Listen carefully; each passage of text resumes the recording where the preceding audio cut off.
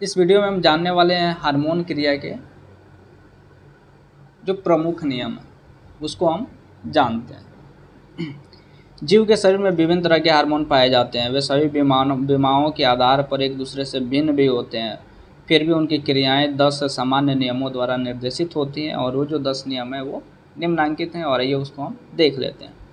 पहला है, हार्मोन प्रायः क्रमिक ढंग से प्रभाव उत्पन्न करता है तथा रक्त में मिलने के बाद बहुत व्यक्ति में व्यवहारात्मक एवं दैहिक परिवर्तन उत्पन्न करता है। इसका परिणाम यह होता है, कभी कभी अध्ययनकर्ता एवं शोधकर्ता को यह निर्धारण करना मुश्किल हो जाता है कि व्यक्ति में अमुक दैहिक व्यवहारात्मक परिवर्तन के कारण हार्मोन है या फिर कोई अन्य कारक है।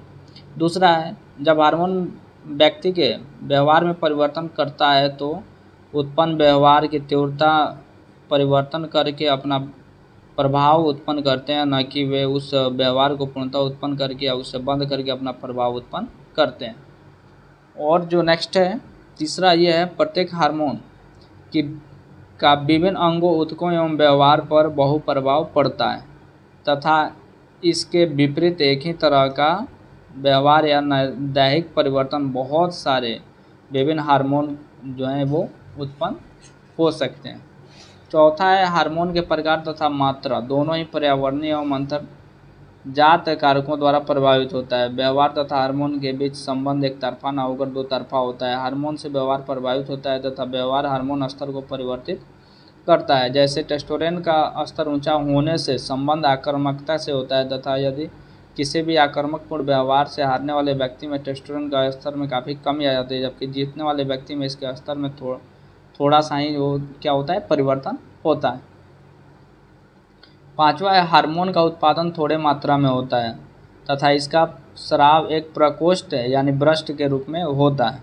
स्राव का यही तरीका कभी कभी इसलिए महत्वपूर्ण माना जाता है क्योंकि थोड़े मात्रा में उत्पन्न हुए हार्मोन इस तरह से प्रभावी बन जाता है। छठा है, बहुत हार्मोन के स्तर दिन भर लयबद्ध ढंग से परिवर्तित होते रहता है तथा कई हार्मोनल मस्तिष्क के सर्काडियन घड़ी द्वारा भी नियंत्रित होता है। सातवां है, हार्मोन अधिकतर कोशिकाओं के चयापचय प्रक्रियाओं को प्रभावित करता है जिसमें कार्बोहाइड्रेट, लिपिड तथा प्रोटीन का टूटना तथा बनना भी सम्मिलित होता है। अर्थ में यह तब कहा जाता है कि हार्मोन का दीर्घकालीन चयापचय परिवर्तन पर भी सार्थक प्रभाव पड़ता है। आठवां है, हार्मोन आपस में भी अंतःक्रिया करते हैं। एक हार्मोन का प्रभाव दूसरे हार्मोन के प्रभाव के रूप में परिवर्तित होता है।